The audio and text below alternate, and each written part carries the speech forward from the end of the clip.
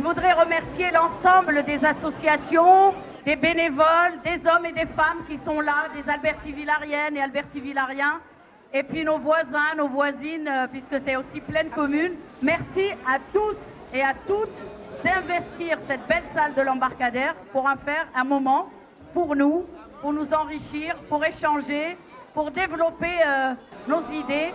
Encore une fois, merci d'être là. Je viens récolter des idées.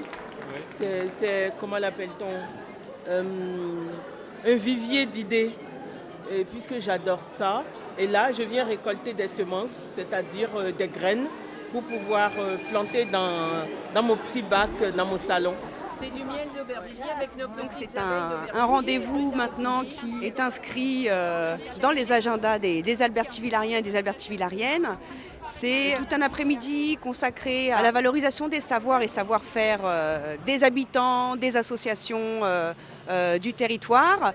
Donc on a plein d'activités à faire, à partager, à découvrir ensemble, que ce soit sur la seconde vie des objets, sur aussi tous les éco-gestes qu'on peut faire dans les appartements. Et puis c'est l'occasion aussi de réinterroger la manière dont on peut faire ville ou refaire ville.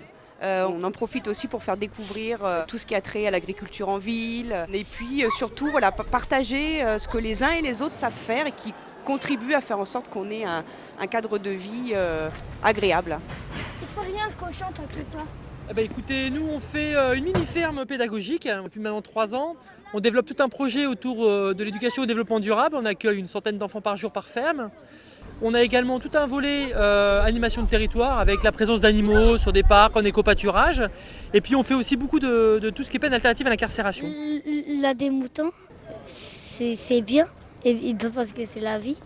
Comment ? Parce que c'est la vie. À regarder le déroulé de cette journée avec plus de participants associatifs, dont on est très fiers cette année, parce qu'ils ont bien compris le principe de la foire. Il ne suffit pas d'avoir un savoir-faire, encore faut-il avoir l'envie de le partager. Donc c'est vraiment cette notion-là qu'on a voulu mettre en avant, le partage, l'échange de connaissances et des ateliers pour toutes les tranches d'âge. Voilà. Pour Pleine Commune, une foire, c'est d'abord et avant tout un partenariat avec une ville. C'est forcément quelque chose qui est original en fonction de chaque ville de Pleine Commune ayant un caractère particulier, des richesses particulières sur sa ville.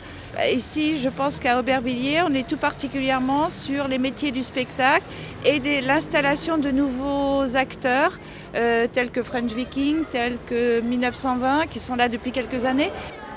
Alors nous on est The French Viking, on fabrique des objets en béton. Alors nous avons les produits finis, donc ça peut être n'importe quoi, on a des lampes, des vides-poches, des jardinières, plein de choses. Et on a aussi sorti des coffrets pour que les gens fabriquent eux-mêmes. Donc ils ont un kit clé en main et en moins de 15 minutes ils peuvent fabriquer n'importe quel objet, notre catalogue. C'est toujours très cool d'encourager l'artisanat, d'encourager les métiers manuels qui ont une mauvaise image.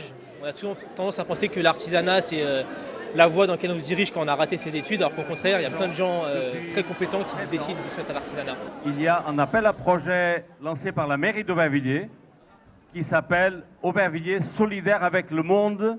Donc tous les ans, des associations sont sélectionnées par un jury qui identifie les meilleurs projets de l'année, qui reçoivent des petits soutiens, des coups de pouce pour pouvoir aboutir. Donc je vais appeler Uni pour Teshibi, qui fait partie des projets sélectionnés. Le second projet, c'est le projet de l'association Congo Action. Le troisième projet sélectionné est porté par les amis de la Basse. C'est un projet qui se déroule en Palestine. Merci à la ville, merci à vous tous. Ah ben, dans cette foire, j'ai découvert l'atelier de bois où on laisse aux gens un petit peu d'initiative tout en les guidant dans un travail qu'ils vont emporter chez eux. Donc je trouve ça absolument génial de la part des organisateurs. Et puis après les plantes, où on apprend les petits-enfants à mettre les plantes en pot, c'est très très bien.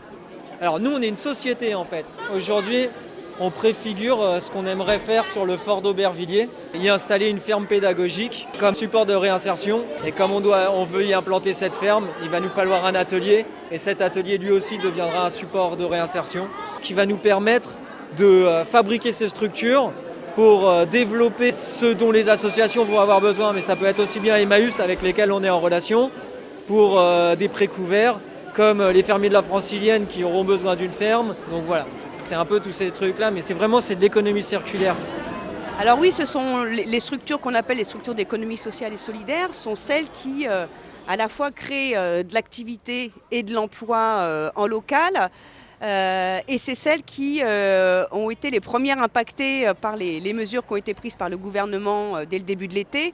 Et pour nous, Ville d'Aubervilliers, il s'agit de travailler et d'accompagner ces structures-là pour leur permettre de continuer leur activité, de continuer à développer de l'emploi, puisqu'il faut savoir que paradoxalement, le secteur de l'économie sociale et solidaire, c'est celui qui continuait à créer de l'emploi sur nos territoires. Donc pour nous, vraiment, l'enjeu, c'est de dire et de redire que cette économie-là, cette économie locale, elle est pour nos territoires essentielle à son développement et à la pérennisation des emplois et des activités sur le territoire. Eh bien, bonne fête. En fait, moi, je suis à Cochenac, dans la cité Cochenac depuis 10 ans. Je connais très bien les enfants. Je suis en partenariat avec l'association Aubert Fabrique et ALV. Depuis 2015, on fait des tournois de foot. On organise des sorties pour les enfants, voilà, contre l'isolement, rassembler les enfants, montrer aux gens que voilà, on est tous égaux, tous pareils. Et voilà pourquoi nous sommes des bénévoles pour faire en sorte que les enfants ils apprennent aussi tout ce qui est activité scientifique, activité art plastique. Les enfants ils adorent super bien. Et du coup, la foire des savoir-faire, c'est chaque année. Et l'année dernière, on a été, ça s'est très bien passé. Et cette année encore, on a dit l'opportunité elle est arrivée, il ne faut pas la rater. Et les enfants, ils ont appris quand même pas mal de choses aujourd'hui. Et c'était vraiment super, super cool. Julie Quête, qu'est-ce que tu fais à la foire du savoir-faire, toi? Kiki.